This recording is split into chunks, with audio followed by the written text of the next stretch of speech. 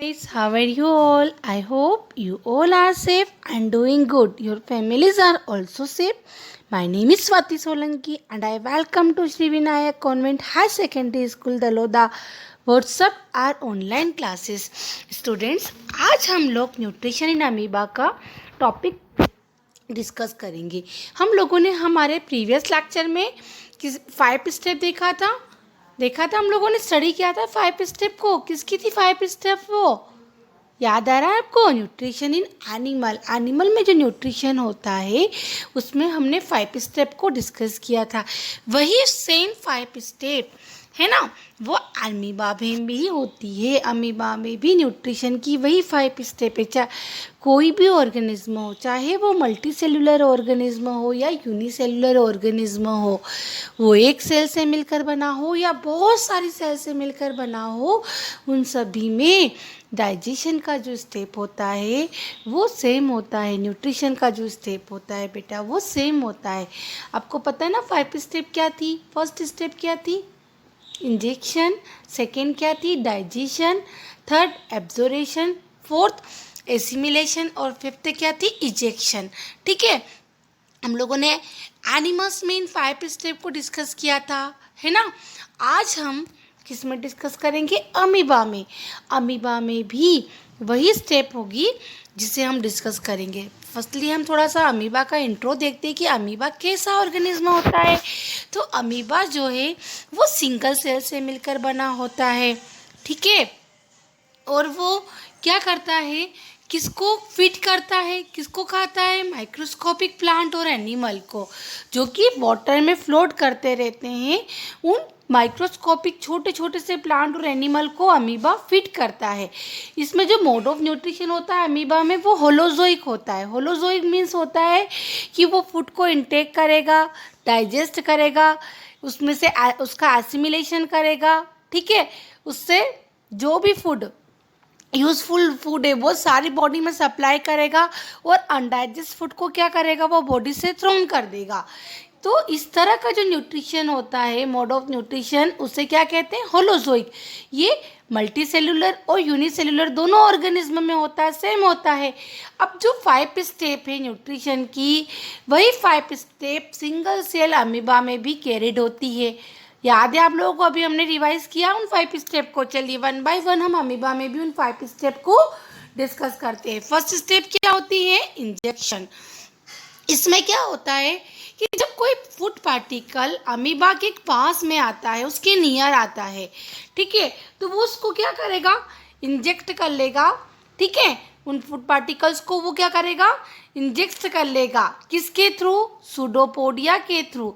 ये देखिए, ये सूडोपोडिया होते हैं और जैसे ही कोई फूड पार्टिकल आया तो अमीबा उसको इंटेक कर लेगा, इस तरह से इंसाइड कर लेगा। ये प्रोसेस क्या कहलाएगी? इंजेक्शन। क्या कहलाएगी?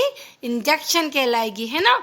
कि जब कोई फूड पार्टिकल उसके नियर आया तो वो क्या करेगा? उसको इंटेक कर लेगा। ओके बेटा, ये हो गया उसका फर्स्ट स्टेप। किसके थ्रू करेगा?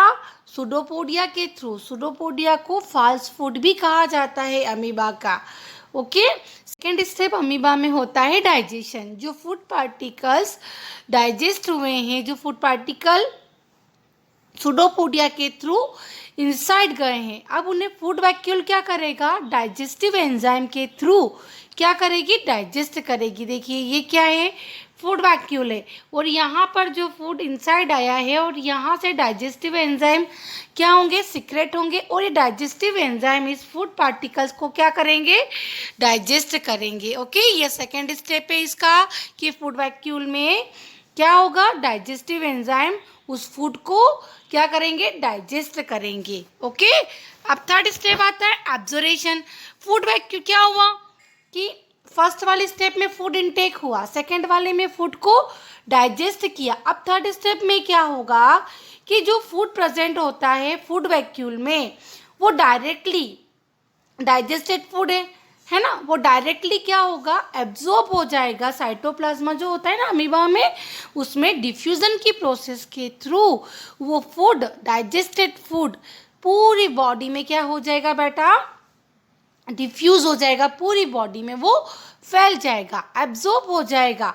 है ना। हम लोगों ने पढ़ा है एब्जॉर्प्शन में क्या होता है कि जो भी यूजफुल सब्सटेंस होते हैं वो एब्जॉर्ब कर लिए जाते हैं। तो अमीबा में साइटोप्लाज्म के थ्रू जो भी यूजफुल सब्सटेंस है वो डिफ्यूजन की प्रोसेस के थ्रू क्या होंगे, एब्जॉर्ब कर लिए जाएंगे।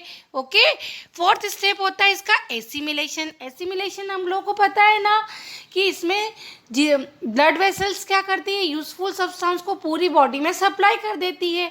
तो यहाँ भी क्या होगा, सप्लाई करने के बाद क्या होगा, बॉडी को एनर्जी मिलती है, बॉडी फंक्शन करती है। तो यहाँ भी जो फूड एब्जॉर्ब हुआ है अमीबा में, उस एब्जॉर्ब फूड को यूज़ करके अमीबा क्या करता है, अमीबा में एनर्जी आती है और वो अपनी लाइफ प्रोसेस को मेंटेन करता है, अपनी लाइफ प्रोसेस को कंटिन्यू करता है। किस प्रोसेस के थ्रू, एसिमिलेशन के थ्रू। क्योंकि एसिमिलेशन में जो फूड एब्जॉर्ब हुआ है उसका यूज़ अमीबा एनर्जी और अपनी लाइफ प्रोसेस को मेंटेन करने में करता है। अब इसका लास्ट स्टेप आता है इजेक्शन। इजेक्शन में क्या होगा कि सफिशिएंट फूड आइटम, जो फूड अमाउंट होता है ना, वो अनडाइजेस्ट फूड क्या होगा, अमीबा में इनसाइड एक तरफ है ना क्या हो जाएगा, कलेक्ट हो जाएगा। और उसमें क्या होगा, जो सेल मेम्ब्रेन होती है वो सडनली रैप्चर हो जाएगी किसी प्लेस से। देखिए क्या होता है कि जितना भी सफिशिएंट अमाउंट होता है अनडाइजेस्ट फूड का वो अमीबा में इनसाइड कलेक्ट हो जाएगा और उसके बाद सेल मेम्ब्रेन जो है वो सडनली रैप्चर हो जाएगी किसी प्लेस से और उस अनडाइजेस्ट फूड को क्या करेगी, अपनी बॉडी से थ्रोन कर देगी, बाहर कर देगी।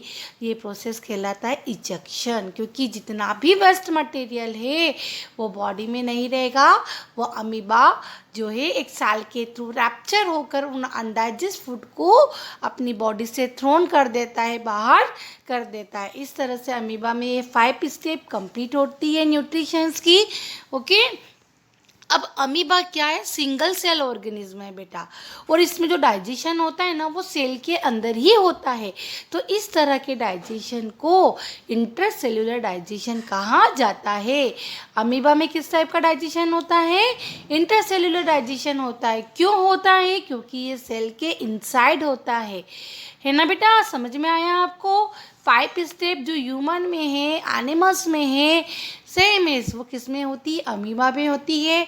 फर्स्ट वो फूड को इनटेक करता है, सेकेंड में फूड को डाइजेस्ट किया जाता है, थर्ड स्टेप में उसमें से यूजफुल सब्सटेंस क्या होते हैं, एब्जॉर्ब होते हैं। फोर्थ स्टेप में पूरी बॉडी में वो सब्सटेंस क्या किए जाते हैं, सप्लाई किए जाते हैं और बॉडी उससे एनर्जी और अपनी बॉडी को क्या करेगी, मेंटेन रखती है, अपने फंक्शन को मेंटेन रखती है उस एनर्जी से।